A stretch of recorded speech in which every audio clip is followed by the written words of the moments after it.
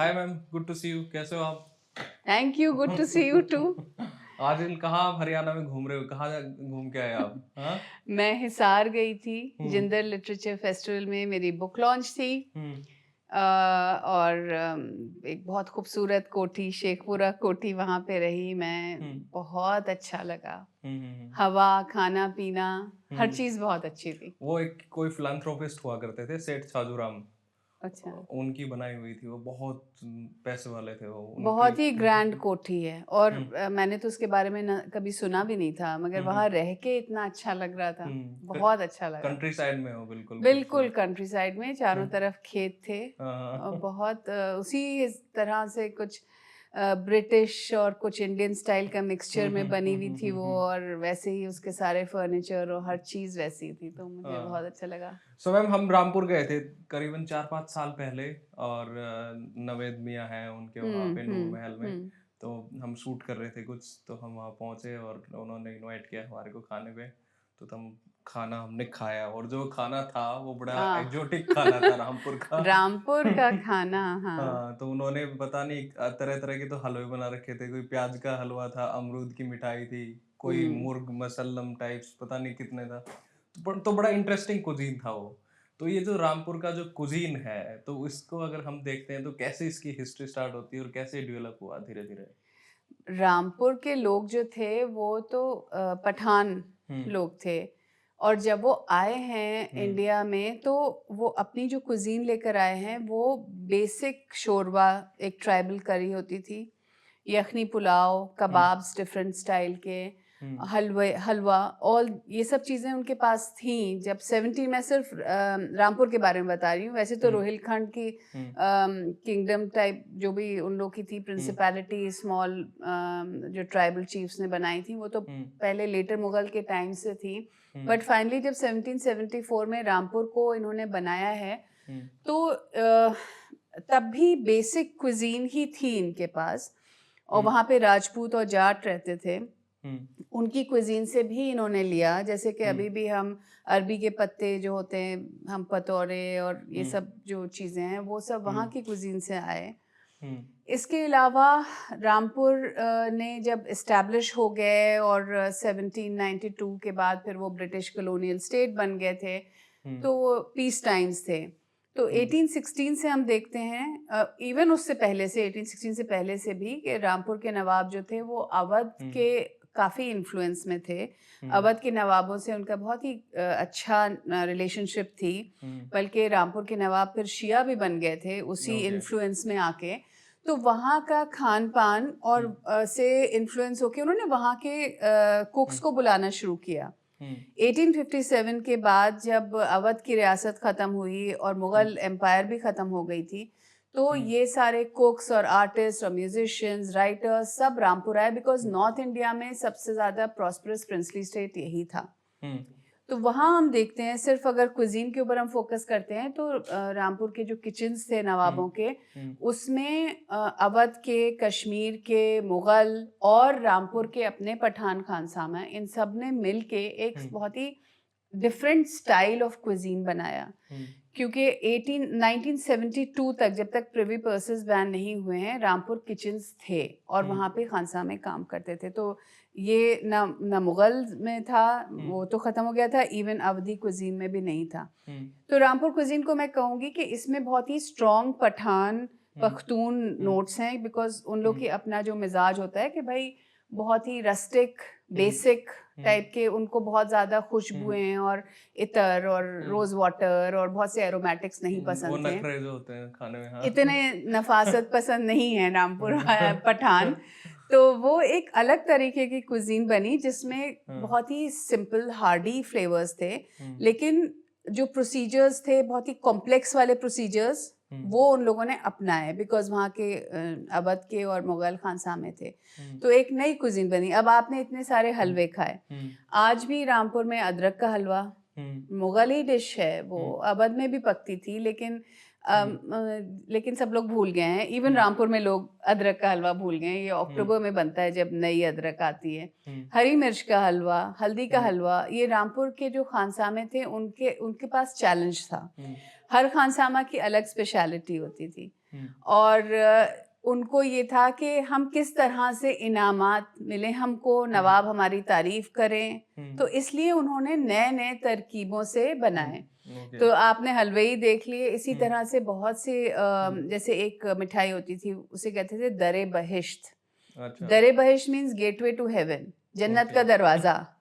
Okay, लेकिन वो मिठाई इतने कॉम्प्लेक्स प्रोसीजर से बनती थी कि मेरे पास उसकी रेसिपी भी है। एक 1860 की रेसिपी है, एक 1940 की रेसिपी है, लेकिन वो प्रोसीजर ऐसा है कि जब मैंने जो डिस्क्रिप्शंस मैंने लोगों ने खाई है, क्योंकि 1970s तक तो ये सब चीज़ें थी, वो हम बना ही नहीं पाए, जबकि बहुत ही सिंपल उसके इंग्रेडिएंट्स ऐसे नहीं हैं कि बहुत ज़्यादा टफ हों, लेकिन वो स्किल ही ख़त्म हो गई। क्योंकि रियासत के बाद, फिर प्रिवी पर्सेस के बाद जो इकोनॉमिक डाउनटर्न हुआ है रामपुर की क्विजीन का और हर चीज़ का, तो उसके बाद वो स्किल और वो खानसामे अपने साथ लेके चले गए। तो मैम ये हलवा कैसे बनते कैसे हैं? ये जो नीम और ये हाँ, नीम का हलवा है। अब हल्दी ये के भी हलवा और ये अदरक का, और हाँ, तो ये होता कैसे बनता है ये?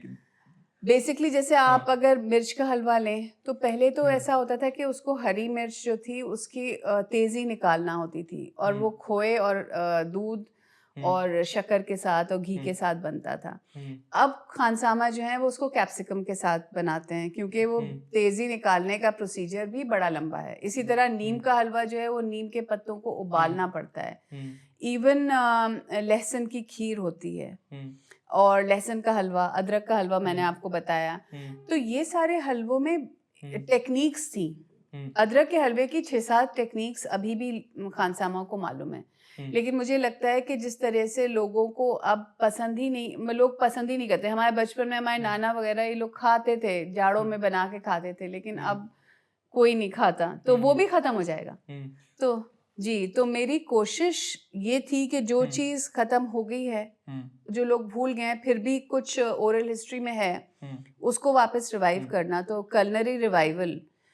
और दूसरी चीज़, जो चीज़ हम भूलते जा रहे हैं उसको भी हम लिख के या रिकॉर्ड करके आर्काइव करें। ओरल हिस्ट्री को भी, जो पुराने लोग हैं उनके इंटरव्यूज़ को भी हमने आर्काइव करा है। ये फॉरगॉटन फूड्स हमारा प्रोजेक्ट था, यूनिवर्सिटी ऑफ शेफील्ड और arts and humanities research council के अंडर में ये प्रोजेक्ट था। 2019 से 2024 तक ये चला, जिसमें कि हमारा basic, it was called forgotten foods.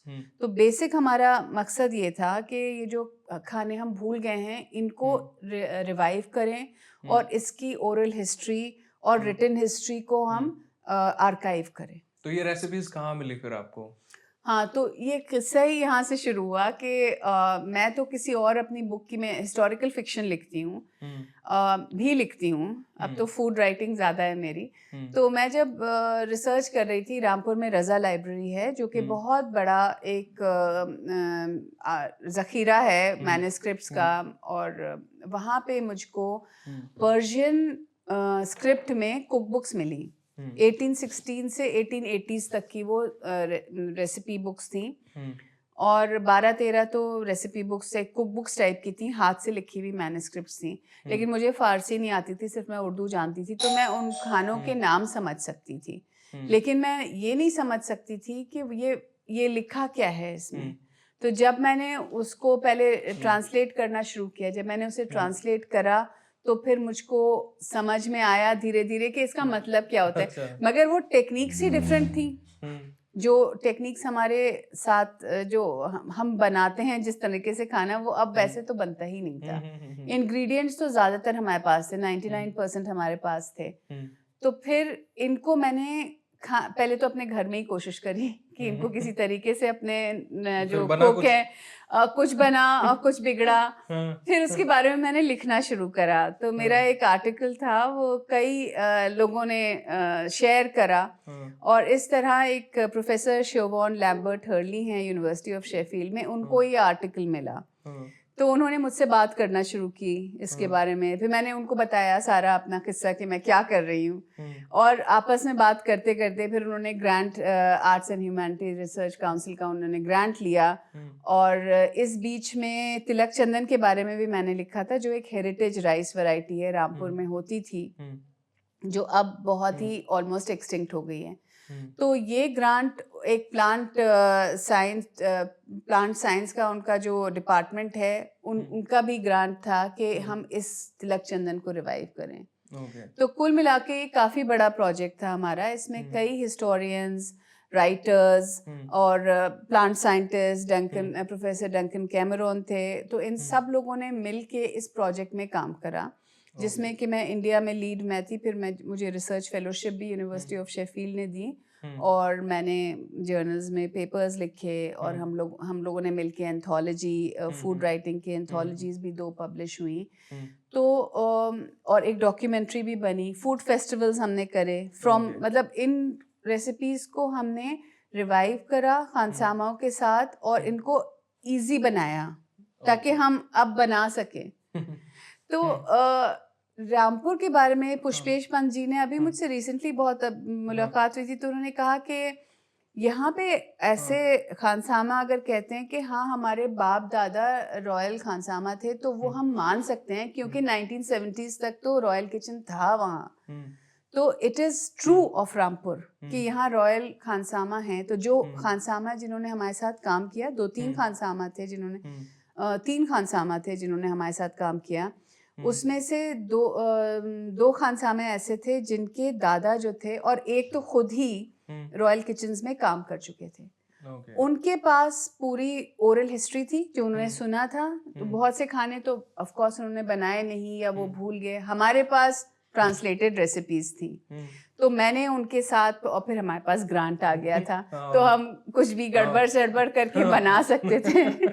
तो ये सब कुल मिला के हमने फिर इन रेसिपीज को, फिर वो अपनी बात कहते थे, वो कहते थे ये नहीं हो सकता है, ये ऐसे बनेगा, और मैं कहती थी नहीं किताब में ये लिखा है। तो ये सारे चक्कर चलता रहता था हमारा। लेकिन फाइनली हमारे 40-45 रेसिपीज ऐसी थी जो कि हमने फूड फेस्टिवल IIC दिल्ली में और जहानुमा पैलेस होटल में हमने फूड फेस्टिवल्स करे और लोगों को बहुत पसंद आए। सो हम जैसे आपने राइस की बात करी, हेरिटेज राइस, तो वहाँ से यखनी बनती थी, यखनी पुलाव या रामपुरी बिरयानी। और ये भी कहते हैं कि वहाँ का राइस थोड़ा सा एक्जोटिक था, अलग था। और एक वो चिपकने वाला राइस भी और एक वो दूसरा। तो ये क्या है राइस का वहाँ का? दो तरह के राइस जो हम लोग लेट 1980s तक हम खाते थे। एक था तिलक चंदन, वो छोटा राइस था, वो थोड़ा जो आप कह रहे हैं फ्रेश राइस होता था। इसी टाइम काटा जाता था और उड़द की दाल इसी टाइम जो कटती थी और उसको मिला के खिचड़ी बनती थी। तो वो रामपुरी खिचड़ी होती थी, उड़द की दाल की खिचड़ी। इस राइस में बहुत तेज खुशबू होती थी तिलक चंदन में, जो कि अब ये राइस हमको नहीं मिलता है। बहुत मुश्किल से इसको हमने रिवाइव किया, 3 साल तक उगाया भी और लोगों के साथ टेस्ट भी करा। तो ये बहुत मुश्किल से हमें सीड मिल पाई।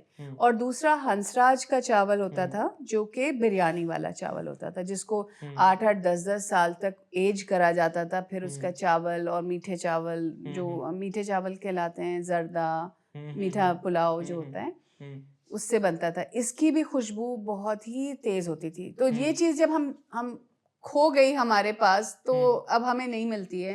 हंसराज भी हमने उगाया एक बार, लेकिन अब जिन लोगों को हमने खिलाया वो कहते कि नहीं, खुशबू उतनी तेज नहीं है। तो हमें नहीं मालूम कि कितना मतलब इट इज़ फूड मेमोरी है ना। लेकिन डेफिनेटली, क्योंकि ये तो मेरी लिविंग मेमोरी है ना, 1980s तक तो मैंने खाया ही है, तो डेफिनेटली बहुत तेज खुशबू होती पता थी। लग जाता होगा। हाँ, और दूसरे टेक्सचर भी डिफरेंट था। अब हम पुलाव खाते हैं तो लंबी इतनी लंबी राइस, तो ये तो हाइब्रिड वालों के ने बना दी है। खुशबू है नहीं, बस लंबी राइस है। हम लोग उसी के आदी हो गए। और आजकल तो प्लास्टिक की राइस भी आ रही है। बिल्कुल, वो खाने में लगती है प्लास्टिक, उसमें ढेर सारे आप खुशबुएं डालिए तो। आपने खाया प्लास्टिक राइस? नहीं, मैंने नहीं खाया प्लास्टिक। माय गॉड, प्लास्टिक से चारों तरफ वैसे ही हम भरे में। तो ये रामपुर की जो सोसाइटी थी उस वक्त की, वो नॉन वेज ईटर सोसाइटी थी ज्यादा। तो वहाँ के जो फूड है वो जैसे मुर्ग मसल्लम या तार कोरमा, वो क्या चीज है? तो बिकॉज पठान जो थे वो ज़्यादा, वो ऑफ कोर्स नॉन वेजिटेरियंस थे। वेजिटेरियन डिशेस भी होती थी, क्योंकि वो लोकल इन्फ्लुएंस में लोकल वेजिटेबल्स भी बहुत शौक से खाते थे। जैसे चौलाई का साग, ये सब बथुए का साग है, अरबी के पत्तों का पतौड़े हम लोग बनाते हैं, आई डोंट नो क्या कहते हैं उसको, फ्राई करके बनते हैं। तो ये सब हमने लोकल ट्रेडिशंस भी लिए। लेकिन जैसे दमपुख्त पुलाव, ये एक्चुअली वो उसमें जैसे चिकन के अंदर वो पुलाव भर के और ड्राई फ्रूट्स भर के उसका पुलाव बनता है, और उसको दमपुख्त पुलाव कहते हैं। और क्वेल जो होती है, जो शिकारी चिड़ियाँ होती हैं ना, उनके भी बनते थे, दम तुर्ती कहलाते था। ये भी रामपुर की स्पेशलिटी थी। इसी तरह रान कबाब, तो रान के अंदर कीमा भर के, मतलब जैसे रान आप लोगों ने जो भी नॉनवेज लोग हैं उन्होंने खाया रान, जैसे बारबेक्यू करा हुआ, लेकिन रामपुरी का रान जो होती थी ना, उसके अंदर हॉलो करके और कीमा भर देते थे और फिर टाई अप करते थे। तो वो एक रेसिपी जो हमने रिवाइव करी। डिफिकल्ट है, लेकिन हमने उसको ऐसा बना दिया, जब मैं बना सकती हूँ, मैं बहुत अच्छी कुक तो हूँ नहीं, जब मैं बना सकती हूँ तो मतलब आदमी बना सकता है। और उसके कुछ जैसे अगर आपके पास कोयले नहीं हैं, चलिए आप उसको ओवन में बना दीजिए या बड़े पैन में बना दीजिए, इस तरह करके। और ये सब हमने उन्हीं खानसामों से सीखा, जो कि मुझे खुद नहीं मालूम था। तो जब आप उसको स्लाइस करते तो उसके अंदर से कीमा निकलता है। कीमे का अलग टेस्ट और टेक्सचर है, और उसके साथ साथ ऑफ कोर्स आप दोनों ही चीज़ों का आपको टेक्सचर आता है, तो बहुत ही डिफरेंट है। इन द सेम वही दमपुख्त पुलाव, वो जो है चिकन के अंदर ड्राई फ्रूट्स भी भरते थे, पुलाव भी भरते थे, और कीमा भी भर के बनाया है हमने। अच्छा। हाँ, तो मैम ये दम पुख्त वाला जो ये ट्रेडिशन है, ये तो अवध का है। ये Mughal, Awadh, probably even Persia से ही आया मुगल्स में, जहाँ तक मतलब इतनी सारी हिस्ट्री है जो कि रिटन नहीं थी, लेकिन हमको डेफिनेटली मालूम है कि मुगल टाइम्स में दमपुख्त का ट्रेडिशन होता था। तो सो इट इज जैसे दमपुख्त बिरयानी, सॉरी मैं आपको रोक रहा हूँ, वही चीज है ना वो? हाँ, दमपुख्त का मतलब, दम का मतलब सांस होती है, तो उसकी सांस रोकना, यानी कि उसको बिल्कुल कवर करके हांडी वगैरह और में डाल हांडी में, और उसको उसमें वो लगा देते हैं, आटा वाटा लगा के कड़ा करके, और स्लो उस पे रखते हैं। तो ये टेक्निक थी जो कि मुगल किचन्स में डेफिनेटली थी, प्रॉबेबली पर्शिया से आई, प्रॉबेबली ईरान से आई। इसका बहुत क्लियर, कुछ लोग मतलब बहुत ही साउंड प्रूफ नहीं है, but we know that Mughal cuisine में था, अवध क्विजीन में भी था, और रामपुर में भी ये दमपुख्त वाला सिस्टम था। मैम ये मुगल कुजीन है क्या? अकबर तो खिचड़ी खाता था, ये मुगल कुजीन के नाम पे क्या मिसकंसेप्शंस फैला रखे हैं लोगों ने? अब अकबर खिचड़ी भी खाता था, अकबर और भी चीजें खाता था, मतलब कुछ डेज, बिकॉज अकबर उन लोग के रिलीजन जो उन्होंने सिंक्रेटिक रिलीजन, मतलब वो कुछ हिंदू चीज़ें भी मानते थे, कुछ अकबर पर्टिकुलरली, कुछ क्रिश्चियन, कुछ जैन चीज़, सब चीज़ों से वो इन्फ्लुएंस था। तो वो ये कुछ दिन ये लोग ये कहता था मैं खिचड़ी खाऊंगा। Same with a lot of other Mughal emperors, वो लोग, उन लोगों ने भी खिचड़ी उस जमाने की खिचड़ी का नाम, जैसे खिचड़ी दाऊद खानी, दाऊद खान कोई होंगे, तो वो खिचड़ी अपने वो उस खिचड़ी में मिलेट्स भी थे, उसमें मीट भी था खिचड़ी में। लेकिन अकबर जो ये खिचड़ी पसंद ये लोग करते थे, वो जब वेजिटेरियन खिचड़ी होती थी तो बिल्कुल ही वेजिटेरियन खिचड़ी भी खाई जाती थी। ओके, ये सीन था। हाँ। तो ये लोग ये भी कहते हैं कि जैसे डेमोलिशन ऑफ अवध जो 1857 के बाद जो अलग अलग जो प्रिंसली स्टेट्स में जो खाना बनना स्टार्ट हुआ, अवध के जो खानसामे वहां गए, उसको मुगलिया फूड कहते हैं। रादर जो असली मुगलिया फूड है तो वो तो मुगल्स ने भी नहीं खाया।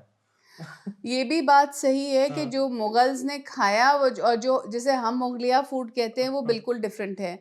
सबसे बड़ी चीज़ कि अकबर के टाइम पे तो लाल मिर्च ही नहीं थी, वो तो ज़्यादातर ये लोग काली मिर्च और ये सब चीज़, तो उसका रंग भी डिफरेंट होगा, उसको बनाने का तरीका भी। जैसे आईने अकबरी में तो कई सारे काफ़ी रेसिपीज़, और बल्कि दैट इज़ वन सोर्स जिसमें आपको कई सारी डिशेस के बारे में मिलता है, और आपको पता चलता है कि कौन कौन सी खुशबुएं उसमें पड़ती थी, एरोमेटिक्स पड़ते थे। लॉट ऑफ इन्फ्लुएंस हुमायूं के टाइम से, बिकॉज हुमायूं पर्जिया में रहे, तो बहुत सारे कलनरी ट्रेडिशंस और फूड वहाँ से भी आया, और तौर तरीके वहाँ से भी आए। मुगल किचन्स में बहुत सी चीज़ें, जैसे रेसिपीज जो हैं वो तो टाइमलाइन और बॉर्डर को नहीं मानती हैं, वो तो हर एक के हाथ में अलग अलग तरह की होती हैं। तो वो एवोल्यूशन ऑफ क्विजीन जो है वहाँ से ज़्यादा शुरू हुआ, जब वहाँ पे पर्शियन कुक्स भी आए और अलग अलग जगह से लोग आके और वहाँ पे बनाते थे। राजपूत कुक्स भी थे, राजपूत रानियाँ आई और राजपूत रानियाँ खुद अपने साथ अपने अटेंडेंट्स को लेकर आई और अपने, तो उनके तरीके भी आए खानों में। Specially if you look at it, तो बहुत से राजपूत जो राजा थे, जैसे इवन अकबर, फेस्टिवल्स ऑब्जर्व करते थे, जैसे होली खेलते थे, दिवाली खेलते, तो ये सारी चीज़ें तो उस टाइम जो खाने उनकी रानियां बनाती थी वो बनते थे। और वो सारे ट्रेडिशंस होते, दही बड़े, वो अच्छा। मतलब ये सब चीज़ें। सो ये ऐसा आप अलग अलग स्ट्रैंड नहीं कर सकते हैं, जैसे कि हमारा कल्चर इतना मिला जुला है कि आप उसको अलग अलग नहीं कर सकते। इसी तरह खाने इतने ज़्यादा मिलजुल गए हैं कि आप उनको अलग कर ही नहीं सकते हैं, और ये नहीं कह सकते ओह ये तो वहाँ से आया, ये तो वहाँ से आया, बिकॉज हर चीज़, कोरमा कहाँ से आया, कब आया कोरमा?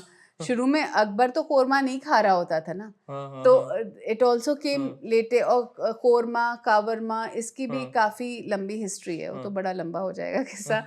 लेकिन आखिर में हमको कुछ डिस्क्रिप्शंस मिलते हैं, जैसे पुष्पेश जी ने अपनी बुक में लिखा है फ्रॉम द किंग्स टेबल में, काफ़ी हिस्ट्री ट्रेस करी है, तो बताते हैं कि भाई बहादुर शाह जफ़र के दस्तरखान के ऊपर क्या क्या चीज़ें थी, वो भी उसके डिस्क्रिप्शन हमको मिलते हैं। उसमें कई सारे यही शोरवा, कोरमे, बिरयानी, ये सब चीज़ें जो एग्जिस्ट करती थी, तरह तरह के हलवे, किस तरह से खाना सर्व होता था। So this is 1857। उसके बाद जो हम लोगों को मिली हैं रामपुर के रिलेशन में, या भोपाल वाज आल्सो, वो भी एक पठान स्टेट था। तो एक किताब है हफ्त ख्वान शौकत, तो हफ्त ख्वान शौकत में बताया जाता है कि किस तरह से आप खाना सर्व करो, किस तरह अपने गेस्ट के हाथ धुलाओ, किस तरह क्या चीज़ें आना चाहिए, है ना। तो वो, और इसी तरह गुज़िश्ता लखनऊ में सारी डिशेस के बारे के डिस्क्रिप्शंस हैं। कुछ डिस्क्रिप्शंस जो हैं वो बहुत फैंटास्टिक भी हैं, क्योंकि शरर साहब जो थे वो तो वहाँ नहीं बैठे हुए थे, उन्होंने ये कई सारे खाने तो देखे भी नहीं, बल्कि वो ओरल हिस्ट्री सुनते या बहुत से फैंटास्टिक डिस्क्रिप्शन भी सुनते हुए आए थे। तो oral history is also important, but आप उस हिस्ट्री को थोड़ा सा आपको एनालाइज करना पड़ता है कि क्या सच है और क्या थोड़ा सा एग्जैजरेशन है। तो खानों के डिस्क्रिप्शंस थ्रू हिस्ट्री उसको हम देखते हैं। फिर हम एक बड़ी अजीब सी चीज़ देखते हैं स्पेशली रामपुर में, कि जितने भी ये कुक बुक्स जो रामपुर में लिखी गई, एक तो उन्होंने कहा कि Nawab Kalb Ali Khan is the author. तो नवाब क्यों ऑथर था? बिकॉज फूड इतना इम्पोर्टेंट बन गया था। नवाब कल्ब अली खान जो थे 1855 टू 1865 थे, नहीं सॉरी 1865 के बाद में वो आए हैं। तो 1865 में फूड इतना इम्पोर्टेंट बन गया था कि उन्होंने एक कुक बुक में अपना नाम दे दिया एज अ ऑथर। अच्छा। तो उस कुक बुक में वो खाने थे जो उनके यहाँ पकते थे। तो ये हमारी बहुत बेसिक सोर्स बुक बन गई 1860s की, राइट। तो उससे हमें ये पता चलता है कि कुक्स जैसे आजकल शेफ बहुत ही मेल टाइप का चीज़ हो गई, कि भाई नवाब और खानसामे और नोबलमैन सब मिलजुल के वो खानों को बनाने की कोशिश कर रहे हैं। और हामिद अली ख़ान के टाइम पे, नवाब हामिद अली ख़ान जो कि 1894 से 1930 तक थे, तो 200 कुक्स हैं, 150 कुक्स हैं, 200 डिशेस उनके बैंक्वेट में लग रही हैं, जिसमें कि इंडियन भी हैं, टर्किश भी हैं, सारी डिशेस उनके सामने हैं। हाँ, तो वो तो है ही। मैम आपने एक इंटरेस्टिंग बात बताई, जैसे कि राजपूत स्टेट्स जितनी थी वहाँ पे भी अलग अलग तरीके के खाने बनते थे, और वहाँ पे जैसे जंगली मांस बनता था एक, तो जंगली मांस तो कम्प्लीटली आपका घी में बनता है। तो ये कब से स्टार्ट हुआ है कि घी के बजाय हमने तेल अपनी सब्जियों में और इन सब मतलब ये सारा कुकिंग में तेल कब से यूज करना स्टार्ट किया है? जैसे लोग कहते हैं कि वॉर टाइम में घी का बहुत ये हो गया था कि घी नहीं था लोगों के पास, तो ये वनस्पति होता है क्या हाँ, वनस्पति, वनस्पति वनस्पति घी नहीं है, तेल को क्या बोलते हैं? हाँ, वनस्पति तेल इंट्रोड्यूस हुआ, और उसके बाद में धीरे धीरे घी की जगह वनस्पति तेल ने ले लिया। तो घी को तेल ने कैसे रिप्लेस किया है पर्टिकुलरली इन जगहों पे हमारी सोसाइटी में? जो भाई एक तो खाना था नवाबों का और रिच लोगों का। ऑर्डिनरी आदमी क्या खाता है? क्या उसके पास सरसों का तेल नहीं होता था? वो होते थे उन लोग के पास, लोकल तेल तो इस्तेमाल करते थे। घी, मक्खन, ज़्यादातर डिशेस में हम जो रेसिपीज देखते हैं 19th सेंचुरी की कुक बुक्स में, उन सब में ज़्यादातर घी या मक्खन इस टाइप की चीज़ें हैं। तेल का इस्तेमाल बहुत कम है, बट लोकल फूड क्या था? वो तेल था। सरसों तो उगती थी हमारे यहाँ, या जो भी तेल होते थे वो तो उगते ही थे, उसमें ही पकता था। वनस्पति इज प्रोसेस्ड, और बिकॉज वनस्पति ऑयल जो वनस्पति घी जो है चीपर है। नहीं, वनस्पति ऑयल। वनस्पति ऑयल मतलब रिफाइंड ऑयल आप बात कर रहे हो? हाँ, एक तो वनस्पति घी होता अच्छा, है। वनस्पति घी भी होता है, माफ करना, हाँ, सॉरी, एक मुझे नहीं पता। वनस्पति घी भी होता है। और आज भी जब खाने बनते हैं, जैसे खानसामे वगैरह बनाते हैं, तो वनस्पति घी ज्यादा यूज कर रहे होते हैं और असली घी कम यूज करते हैं, बिकॉज इस खुशबू के लिए डाल देते हैं ऊपर से, तो वो चीप हो जाता है। तो एक्चुअली असली घी एक्सपेंसिव है और आम आदमी के लिए तो बहुत एक्सपेंसिव है। तो एक तो रिफाइंड ऑयल मेरे ख्याल से 80s वगैरह में ही शुरू हुआ, और एकदम से सबने कहा कि ये लाइटर है, ये बेटर है हमारी हेल्थ के लिए, तो ये उस टाइम पे काफ़ी आम हो गया। और ये रिफाइंड ऑयल से क्या होता था कि उसमें रंग सरसों के तेल वाला, हम लोग के नॉर्थ में तो सरसों का तेल ही चलता था, तो उतना थिक नहीं होता था, तो वो कोरमा वगैरह में घी की जगह यूज़ होने लगा। अच्छा। और हम लोग बड़े खुशी खुशी समझते थे कि चलो घी अच्छा नहीं है, ये हम लोग को बताया गया कि घी अच्छा नहीं है, आप रिफाइंड ऑयल यूज करो।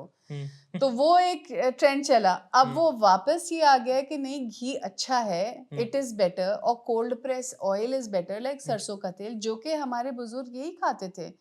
जो वैसे खाने होते थे, रिच वाले खाने होते थे, वो सब घी में या मक्खन में। मक्खन भी कहीं कहीं हम लोगों ने रेसिपी बुक्स में देखा है, बट जनरली घी में ही यूज बनते थे। और सरसों का तेल आम आदमी, बिकॉज ये पूरा बेल्ट सरसों की, और आज भी रामपुर और इन सारे एरियाज में सरसों का तेल हमारा मेन है। तो मैंने जो देखा है अपने कि सरसों के तेल को खूब जला लेते थे, उसमें रोटी का टुकड़ा डाल दिया और नींबू डाल दिया ताकि उसकी स्मेल खत्म हो जाए, और फिर वो डेली यूज नींबू भी में। डालते हैं क्या उसमें? हाँ, नींबू भी डाल देते हैं बॉईल करते में, तो वो कहते हैं कि उसके वो छींटे नहीं लगते फिर? आई डोंट नो कैसे, मतलब यही मैंने देखा बचपन से कि उसके नींबू डाल दिया और फिर उसको मतलब डाल भी दिया ऐसे करके नींबू उसमें। अच्छा। तो उससे कहते हैं कि खुशबू उसकी निकल जाती है। और फिर उससे उसमें सब चीज़, बल्कि अब तो ऑर्डिनरी डे टू डे चीज़ में तो हम सरसों का तेल ही यूज करते हैं, रिफाइंड नहीं यूज करते। सो मैम, एक ये भी है कि जो गोश्त के साथ जो वेजिटेबल्स यूज होती हैं, और जैसे अगर हम बात करें तो रावलपिंडी और वो वाला एरिया था, तो उसमें मैन कुकिंग सोसाइटी थी वो, जिसमें वो रावलपिंडी वगैरह एरिया में वो बनाते थे, तो वहाँ भिंडी गोश्त बनता था, तो रामपुर वगैरह में गोभी गोश्त बनता था। तो ये क्या है? तो कॉम्बिनेशन, जैसे जिसे हम कहते हैं कलिया, पुराने लोग कलिया कहते थे या सालन कहते थे। दिल्ली की बुक्स में अक्सर सालन यूज होता है वर्ड।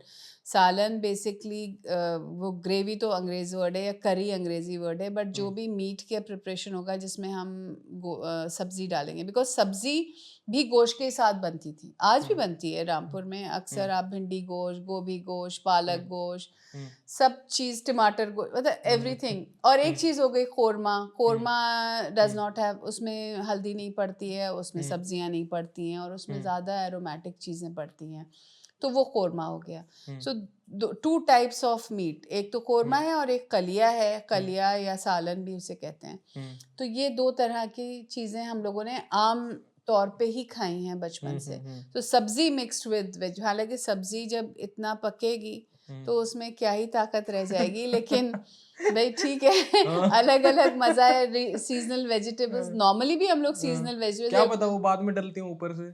नहीं, लेकिन गलना भी तो होती है ना, वो गला के ऊपर से डलती हो, जैसे ये भिंडी डाल दी ऊपर से ऐसे करके। हाँ, भिंडी तो आप ऊपर से डालेंगे, मगर जैसे गोभी है, पालक मेरे को तो है, रॉकी मोहन ने बताया था वो कि ऐसा हमने अलग बनाया, हम लोग तो नहीं सब साथ अलग बनाया। नहीं बनाया उन्होंने, ये बताया था, एक भिंडी गोश्त कि हमने एक बार लखनऊ में बनाया था ऐसे करके। भिंडी हम हल्का सा तल लेते हैं, और उसके बाद जो मीट है, जब मीट गल जाती है तब डालते हैं।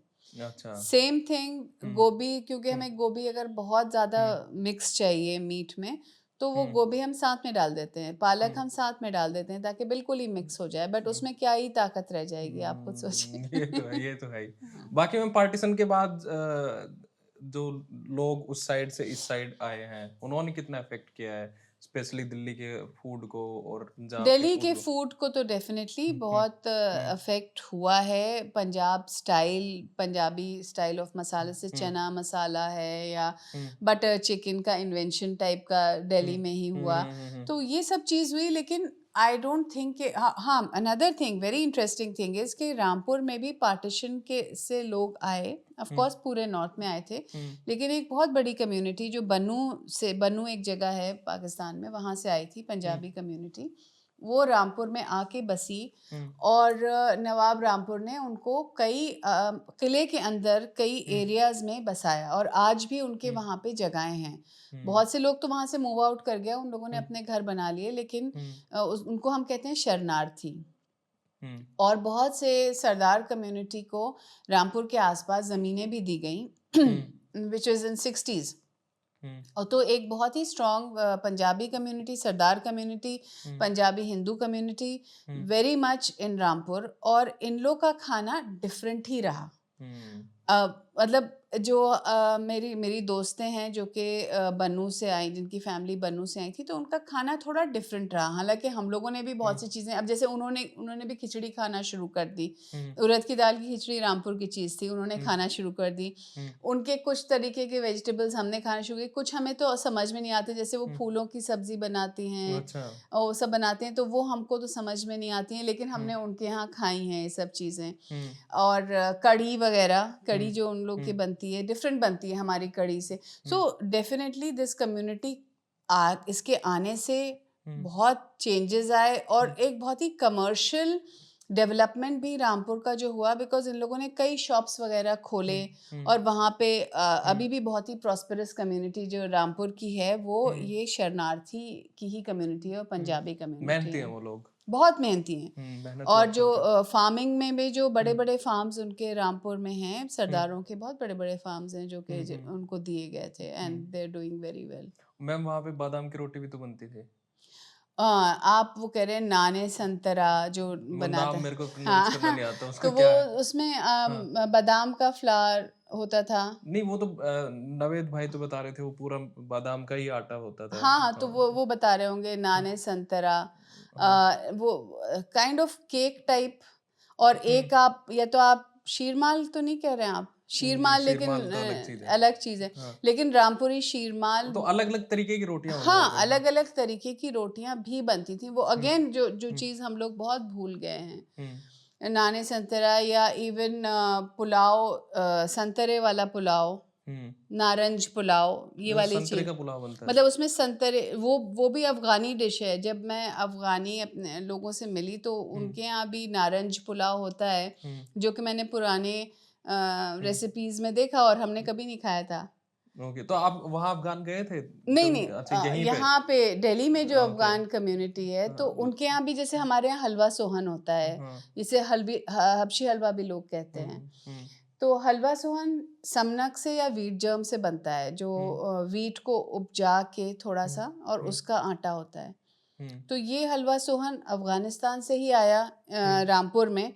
इवन जो घंटे वाला है दिल्ली में थे, पहले जो शॉप थी वहाँ पे भी मिलता था। रामपुर में अफ़गान मनाते थे नौरोज़ मनाते थे, और आज भी अफ़गानिस्तान में मनाते हैं, ऐसे पठान भी बनाते होंगे। तो ये, या शादी के टाइम पे, तो हम लोग के यहाँ जब शादियाँ होती थी, तो ये हलवा बनता था, समनक का हलवा, या हलवा सोहन हबशी हलवा कहलाता है, आज भी बनता है। तो अब जब मैं अपने अफ़गान दोस्तों को वहाँ लेके गई, तो उन्होंने कहा हम भी ऐसे ही बनाते हैं, लेकिन हम शक्कर नहीं डालते हैं, आप शक्कर और घी बहुत डालते हैं। अच्छा। तो हम वो लोग ने चेंज। उसे और रॉयल बना दिया, उसमें घी और शक्कर वो खूब सारी डाल दाल को भी दी। तो ऐसे ही बनाया था ना, रोयल दाल कुछ ऐसा वो भी था ना, कुछ एक ऐसी दाल भी तो बनाते थे, क्या था वो? कौन सी दाल? कोई शाही दाल या पता नहीं, कोई रामपुर में अच्छा, हाँ, अच्छा, जो सफ़ेद उड़द की दाल जो है, वो वैसे बनती है जैसे मुझे चावलों नहीं की पता तरह, सूखी उड़द की दाल। दाल। अच्छा। हाँ, हाँ, हुजूर पसंद दाल कहलाती है, शाह हाँ। पसंद दाल ये तो कहलाती नवाबों है। के हो गए, आम आदमी क्या खाता था वहां पे? आम आदमी या भूखा ही रहता था? नहीं, अब सबसे इंटरेस्टिंग चीज़ ये है कि ये सब खाने तो रॉयल खाने हाँ। 200 तरह के खाने वो जो तो थे कुछ भी कर सकते हैं, वो 400 तो बना लेंगे वो तो। बनते हाँ, थे वो सब। हाँ, जब आदमी वो भूलने लगे, जब वो सब हम्म, चीज़ खत्म होने लगी, हम्म, तो हम कहाँ आ गए, हम फिर वो आम हम्म, आदमी के खाने पे आ गए। हम्म, तो आज रामपुर में जो आम आदमी खाता है हम्म, वही अमीर आदमी खाता है, वही हम्म, कोरमा है, हम्म, वही यखनी पुलाव है, हम्म, वही सीख के कबाब, हम्म, चपली कबाब, हम्म, शामी कबाब, वही हम्म, हलवे, हम्म, सेवइयाँ, हम्म, वही सब चीज़ें जो हैं अच्छा, वो रह गई, क्योंकि अच्छा, वो ऑर्डिनरी आदमी के पास थी। ओके, या सरसों का साग है, हम्म, या पाल साग आलू है, साग गोश्त है, भिंडी गोश्त, जो ये हम्म, सब चीज़ें आप बता रहे हैं, हम्म, पाए, ये सब जो भी हलीम, जो आप कहते हम्म, हैं नहारी, खिचड़ा, वेज वेज में क्या खाते हैं? वेजिटेरियन में ये सारी आपकी सब्जियां, अच्छा, पालक, मेथी, ओके, हाँ, बथुआ, हाँ, कतलियाँ होती हैं हमारे हाँ, यहाँ, शाहपसंद दाल होती है हमारे यहाँ, अच्छा, अरबी बहुत शौक से खाते हैं। अरबी तो बोरिंग होती है। हम हमारे यहाँ नहीं होती है, हम उसे गोश्त में डाल देते हैं, हाँ, इंटरेस्टिंग हो जाती है। हाँ, लेकिन हाँ, वेजिटेबल्स का हाँ, रामपुर में बिकॉज बिल्कुल हाँ, फ्रेश वेजिटेबल्स, हाँ, आसपास पूरे हाँ, खेत ही हैं, तो हाँ, हमें फ्रेश वेजिटेबल्स मिलते हैं। हाँ, ऑब्वियसली, तो हाँ। आपको सारे आपको मैम वेजिटेबल, हरियाणी फूड के बारे में भी कोई अवेयरनेस है? नहीं? ज़्यादा नहीं बहुत ज़्यादा खाया आपने हरियाणी फूड? वहाँ पे उन्होंने खिलाया थे मुझे कई सारी क्या चीज़ें, खिला बट दिया आपको? मुझे चूरमा खिला दिया? नहीं नहीं, चूरमा नहीं खाया। सबसे ज़्यादा तो मैंने सरसों का साग वो हाँ, मक्का की रोटी के साथ खाया शौक से, मुझे बहुत हाँ, अच्छा लगा। अच्छा। हाँ वो तो अच्छा बनाते हैं मैम। हाँ। खैर इससे अब भारत हिंदुस्तान से थोड़ा बाहर चलते हैं। अरे हाँ। हम सुस बताइए बाहर खाना, चलिए। सुशी खाते हो आप?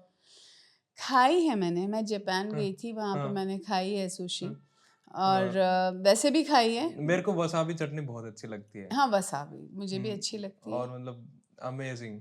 तो वसाबी चटनी जो वहाँ जापान में जो बनती है, और वहाँ वो बोलते हैं कि जापान में ही होता है वो प्लांट जो है, और सिर्फ 5% उसका एक पेस्ट में वो डाल के लगा खा। के देते हैं, हाँ, उसकी तेज़ी बहुत होती है हाँ, उसमें, बहुत एकदम से वो दिमाग में लगती है वो। वो तो अच्छा लगता हाँ, है। हाँ, हाँ, हाँ, हाँ, हाँ। तो और क्या अच्छा लगता है आपको ये सुशी वगैरह, और बाहर का जो फूड है जो कॉन्टिनेंटल हो गया, ये तो रेमन है खैर। अरे भाई, हमारे इंडियन खाने से अच्छा कोई खाना है? हम मैं देसी जब वहाँ आदमी रहे, हैं। नहीं नहीं, मुझे ये एहसास नहीं था। हाँ, मुझे पहले तो हर चीज़ ट्राई करने का बहुत शौक था, हर चीज़ हाँ, मैंने खाई। लेकिन जब मैं वहाँ हाँ, रही यूनिवर्सिटी ऑफ शेफील्ड में, तो हाँ, पेट तो मेरा सिर्फ रोटी से ही भरता था, तो मैंने रोटी कहीं से भी फ्रोज़न रोटी उसको करके, या चावल दाल हाँ, और अपनी हाँ, सब्जी हो गई हाँ, और अपना सालन, या कोई, हाँ, उसी से ही पेट भरता था। मैंने कुछ हम्म, बाहर की चीज़ खाने का शौक ही खत्म। बहुत उनकी हम्म, बेक्ड चीज़ें बहुत अच्छी होती हैं ऑफ हम्म, कोर्स, फ्रोजन लेकिन भी अच्छी होती हैं। होती हैं, लेकिन हमारे हाँ, खाने से के आगे कुछ हाँ, है ही हाँ, नहीं वो ना। वो तो है जो ऑब्वियसली। जो आप हाँ, रेंज ऑफ फ्लेवर्स देखिए इंडियन खानों में, वैराइटीज। और जो वैरायटी ऑफ डिशेस देखिए, हम्म, जितना जो मेरी किताब फॉरगॉटन फूड्स है, जिसमें हम्म, कई सारे फूड राइटर्स ने लिखा है, हम्म, उनके साथ काम करके मुझे एहसास हुआ कि कितने हम्म, सारे खाने हम जानते ही नहीं हैं पूरे हम्म, इंडिया में। जैसे हम्म, अगर आप हैदराबाद को ले लें तो हम्म, हैदराबादी बिरयानी, हम्म, अगर आप साउथ में जाएं तो हम्म, कंजी इन लोग की जो होती है, हम्म, कंजी जो ये खाते हैं, और हम्म, जो कि हम्म, नॉर्थ ईस्ट में अगर आप देखिए, फिर हम्म, मुट्टा माला, ये हम्म, केरला की कुजीन है, हम्म, जो इनके थालेसेरी बिरयानी है, hmm, hmm, hmm, you know, range of cuisines, range of flavours जो हम्म, इंडिया में है। हम्म, मुझे तो नहीं लगता कि हम्म, कहीं किसी और में भी, मतलब मैं शायद रशिया हम्म, में और हम्म, मिल जाए मुझे, मैंने रशियन कुजीन तो इतनी नहीं खाई, हम्म, या चाइना में मिल जाए, क्योंकि हम्म, इतनी बड़ी कंट्रीज़ हैं वो। हम्म, लेकिन इंडिया में जो, बिकॉज ऑफ इतने सदियों से जो हमारे कल्चर्स इंटरमिक्स हुए हैं और हम्म, इवॉल्व हुए हैं, हर हम्म, जगह से अरब से भी इन्फ्लुएंस आया, हम्म, जो लोकल कुजीन थी वो भी थी, हम्म, फिर आपके यूरोपियन इन्फ्लुएंस आया, फिर हम्म, पर्शियन आया, तो हम्म, मतलब हमारे यहाँ तो बहुत बड़ा दस्तरखान है, हमारा तो हाँ, कोई अंत ही नहीं है। जितना आप जानना चाहो इंडियन हाँ, कुजीन के बारे में, वहाँ हाँ, बाहर यूके में तो लोग पागल हैं, इंडियन हम्म, करी हम्म, हाउसेस, हम्म, लेट 19th सेंचुरी से करी हाउसेस वहाँ पे बन गए, और वहाँ हम्म, उनको क्या आता है, उनको क्या हम्म, मालूम है, हमारे हमारे कोरमे के आगे वो बना ही नहीं सकते। कोई अच्छा खाना नहीं है वहाँ पे, प्लीज अंडरस्टैंड। वहां रह लो तो पता चलेगा। तो आपको सॉरी एवरीवन। यहाँ पे आपको जो रेस्टोरेंट है उनमें कौन से सबसे सही लगता है, जो मीट डिशेज सबसे? कॉन्टिनेंटल खाना। नहीं मीट डिशेज जो है वो दिल्ली के कौन सा सबसे सही रेस्टोरेंट लगता है कि यहाँ पे सबसे सही है? दिल्ली में करीम्स भी ठीक है, करीम्स नहीं करीम्स वगैरह। में अब कहाँ है अब करीम पहले तो अब? हम खाते ही थे, नहीं अब दैट्स अ तो पुअर नहीं। Choice, I am so sorry. लेकिन मतलब मैं तो हाँ इतना बाहर, हाँ जब बाहर हम एक्चुअली हम तो ये सोचते हैं हाँ कि नहारी वगैरह बाहर से खा लो क्योंकि वो मुश्किल से बनती हाँ है। हाँ वैसे तो हाँ। बाहर हम ऐसी चीज़ खाते हैं जो हम घर पे नहीं बना सकते हैं। अच्छा तो ये है। कॉन्टिनेंटल खा लिया, बिग चिल चले गए, हाँ मतलब कभी मूड हुआ हाँ या टर्किश वर्जन कोई ऐसी चीज़ खा ली, बट हम्म अदरवाइज जो हम्म एक्चुअली आदत पड़ जाती है ना, अब हम हम्म इस उम्र में हैं, हमें हम्म अपने खाने की कंफर्ट जोन है। हाँ, अपने घर में वो पक्का हो अच्छा लगता है। ओके सो हाँ, हम लास्ट में क्या कहोगे आप फूड के बारे में, इंडियन फूड के बारे में, एक इंक्लूसिव स्टेटमेंट सभी? Indian food actually is the history of the people. जो लोगों की जिस तरह से वो आए रहे मिले जुले, वो उसकी पूरी जो डीएनए है इंडिया का, अगर आप डीएनए टेस्ट ऑफ फूड हो सकता तो आपको पता चलता है कि इंडिया कितने सदियों से कितना मिक्सचर होके और क्या क्या चीज़ें सामने आई हैं, और कितना बड़ा हमारा दस्तरखान है, कितनी बड़ी टेबल है जिसकी था ही नहीं है। आप जितना सीखो, जितना मतलब आप घूमते रहो और खाते रहो, तब भी आप कंप्लीट नहीं कर पाओगे कि क्या क्या चीज़ और कैसे इवॉल्व हुआ है। हम लोग मिलेट्स खाते थे पहले, ज़्यादा हमारा खाना यही था, लोकल था। हम कोई इतना ये चावल और गेहूं तो हम कम ही खाते थे, राइट? फिर ब्रिटिश आए तो उन्होंने कहा कि ये लोग क्या खाते हैं, तो चावल खा रहे होते हैं, मिलेट्स खा रहे होते हैं, ये तो बिल्कुल, बंगाली लोगों को बोला कि ये तो बड़े ही, ये तो वॉर लाइक है ही नहीं, और खुद इतना वो लोग गोश्त खाते थे कि उन्हें गर्मी लगती थी। मैं कितनी एंटी ब्रिटिश हो रही हूँ, this is not good, but anyway मैं बता रही हूँ कि हर जगह का खाना उसकी क्लाइमेट के हिसाब से था। उन्होंने भी हमसे लिया, हमने भी उनसे लिया। जो हमारे कटलेट्स हैं या पुडिंग्स हैं या केक्स हैं, हमने उनसे लिया। हमारे नान भाई जो थे वो केक बनाने लगे, राइट? तो ये this everything is the history of the people. और डिशेस में और फूड में सबसे ज्यादा हमें हिस्ट्री ऑफ द पीपल दिखती है। तो that is the DNA of food, is the DNA of the people, and it shows centuries of amalgamations through history.